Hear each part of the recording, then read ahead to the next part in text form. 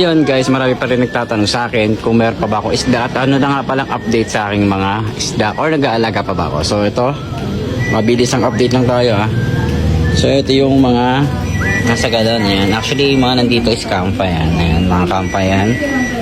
Then ito walang laman kaya wala siyang aeration. So hindi ko na mapapakita sa inyo.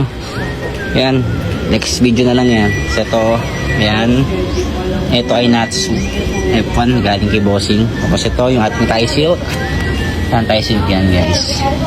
And then ito yung ating proven may female na chakra. So naging ko muna dyan sa galon kasi wala pa akong space eh. So ito halos green water na to lahat. Ayan. And then syempre yun nandito sa loob natin eh. Baba guys.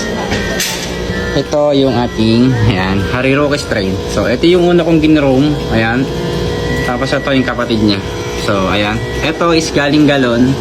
So kaya ko siya inangat is nakita ko may potential na siya. Kaya may potential na siya kaya ko siya nakita. Inangat ko na yan. No? Sa mga gusto niya, available yan. Pwede natin i-out yan. So ang ganda niya na full nose na yan. At syempre, dito sa baba ay yung mga ankle bison natin. Ayan. Ito mga nasa galon, inangat ko na lang yan. Tapos ito is sold na to. Diba kasi pag nagugurumi, tignan nyo yan. No? Sold na yan. So sa linggo is kukunin natin yan. Ipapadala natin sa linggo. Ayan. Diba kasi talaga pag naguguruming isda eh. So ayan, itsura niyan. Kasi ito kasi, ayan, yung mga galing galon. Sinangat ko na kasi, ayan o, nag-uuluhan na kasi sila eh. Hindi makita. Ayan o. Ayan, nag-uuluhan na kasi yung mga nasa galon eh. Then ito yung ating kampa na isa na, galing lang din sa galon yung kampa na yan. So ayan, nakita ko yan. So kaya nakita ko, inangat ko na as may bukol na kasi. So igugroom na lang natin yan.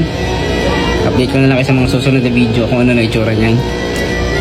At syempre yung ating male na 1128 strain. Ayan, so sayang to, hindi siya pumahid. Wala, di first time niya kasing sumalang. So ang nangyari is tinitigan niya lang yung egg. So sayang naman. So sa susunod salang natin yan. So ito naman yung ating dito naman sa loob natin. So ito yung nilagay ko sa terrace ko. Ayan. So ito yung ating Reborn F1, Kampa F1 yan. Ayan, Reborn F1 yung strain yan guys. Grabe solid yan, no? Nalabas na yung plums niya, no? Grabe. Siyempre meron ako nakasalang dito. Ayan.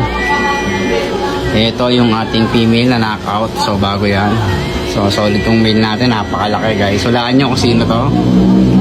Ayan. So ayan, sana mag-success sila.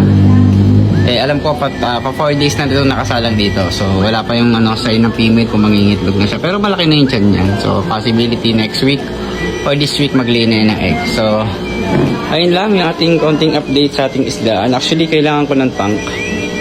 Ayan. So sa mga litang dyan, baka naman sponsoran nyo na ako. Charis. Peace out!